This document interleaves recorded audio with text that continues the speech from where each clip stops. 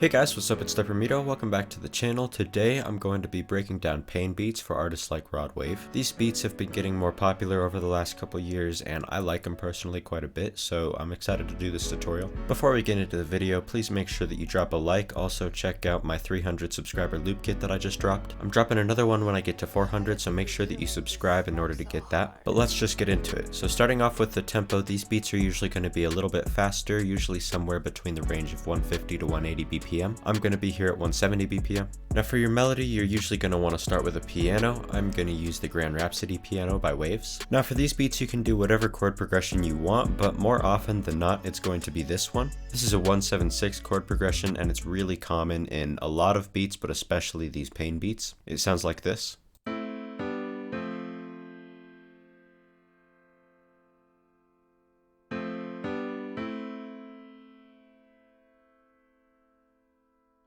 It's usually going to be in this type of rhythm as well. It usually is these dotted quarter notes and then this longer note here. Sometimes the longer note will be cut in half and this one will start here instead of here. It's really just personal preference and it depends on the song, but do whatever you want to do. So this is what I did to make the chord progression more interesting. First, I just copied all the bass notes and I brought them down an octave to here. That just helps to fill out the sound a little bit more and it gives it a bit of a warmer tone. Then I turned all of these chords into sevenths by adding the seventh note in the chord. This gives it a little bit more of a jazzy feel and it just brightens it up a little bit. A lot of these beats do have kind of a jazzy feel in the melodies, so I definitely recommend playing around with 7 chords, even 9th chords. Then I just took the third and I copied that up an octave. That almost always gives a melody a more emotional feeling. Then I just added these little piano runs right here. You can really only get the feeling for these types of piano runs down by listening to pain music a little bit. They're really not that complicated, but they are going to involve a lot of these right here. Basically, it's just where you start a note and jump up to the next one. So these are going to be in a lot of these beats. Then finally, I just added a small little counter melody. Instead of going down, it's just going up. It's basically the same thing as the chord progression, just the inverse. So really, it's pretty simple to make these melodies, and this is what it sounds like.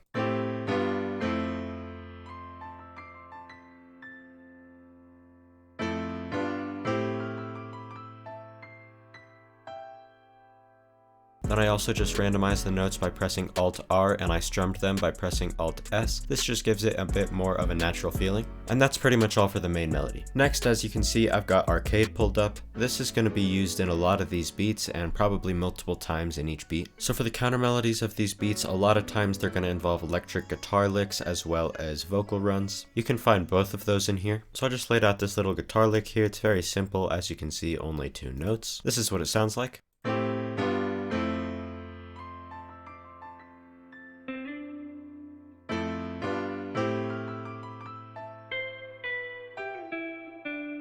Next, I'm back in arcade because we're going to use it again for some vocals. Hooked is going to be the best kit for this, but if you want to get more ambient or ethereal stuff, you can go with distant voices, or if you want a more robotic type of sound, I would recommend you go with vocode, but generally Hooked is going to be best for these beats. So next, I've just laid out this little vocal melody right here. Again, it's pretty simple. I got it from arcade and it sounds like this.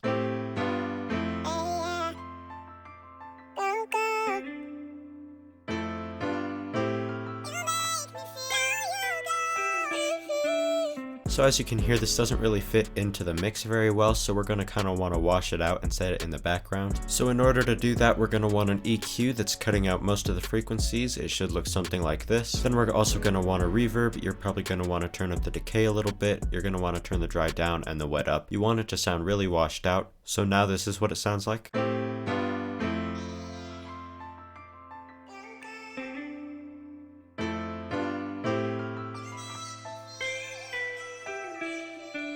And finally, I just layered the main chord progression with this violin. One tip I have for whenever you're doing things like this with strings especially, come down here, go to control and go to channel volume. This way you can automate the actual volume of the VST. That way you can turn it down and make it sound more realistic towards the end so that it's just not holding the same volume the entire way through the note. This is what it sounds like.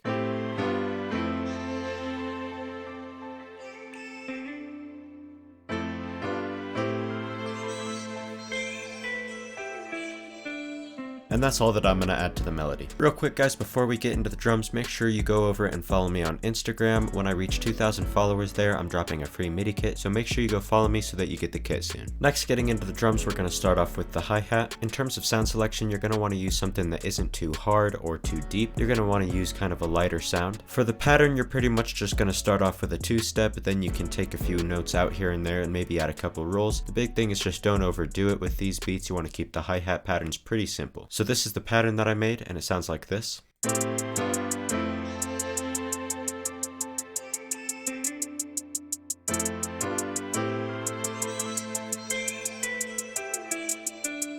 Next, I just made this little snare pattern. It's pretty simple. We just have a snare on 3. Then we've got some bounce snares in pretty typical places. Altogether, it sounds like this.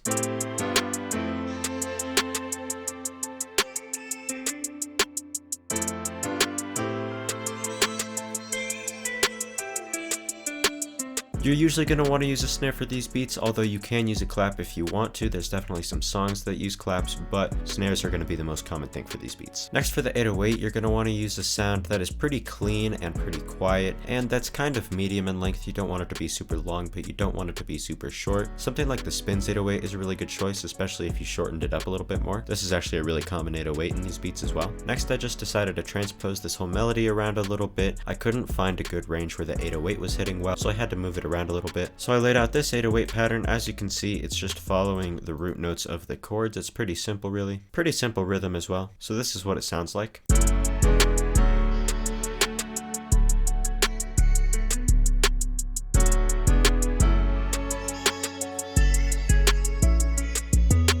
Next, I just layered that pattern with a kick, and this is actually all I'm going to add to this beat. As you can see, we're going to be keeping it really simple. So now I'm just going to mix it. If you guys want to see how I mix my beats, you can check out my mixing tutorial, which I'll put up in the card in the corner. So now I've got this mixed. As you can see, it's going to be a pretty simple mix. First, I've just got RC20 to give it a little bit of life. Then we've got guitar rig on this guitar sample, just to again kind of give it a little bit of life, add some reverb, stuff like that. Then on this vocal, as I mentioned earlier, we've got this EQ and the reverb, and those are the only effects I ended up using. So now I'm going to arrange this beat and I'll play it at the end of the video, but first I'd like to thank you all for watching. I really appreciate it. Make sure you drop a like and subscribe. Also, go check me out on Instagram, get me to 2,000 followers so you can get that MIDI kit. Also, subscribe here on YouTube. When I reach 400 subscribers, I'm dropping another free loop kit. Also, if you guys enjoy my content, please check me out on Patreon. I've got some really cool stuff there. It's super cheap. It's only $3 a month, so I definitely recommend you go check it out. Also, just let me know what artists you want to see me make videos about. But that's about it. But thank you all for watching. I really appreciate it, and I'll talk to you all in the next video.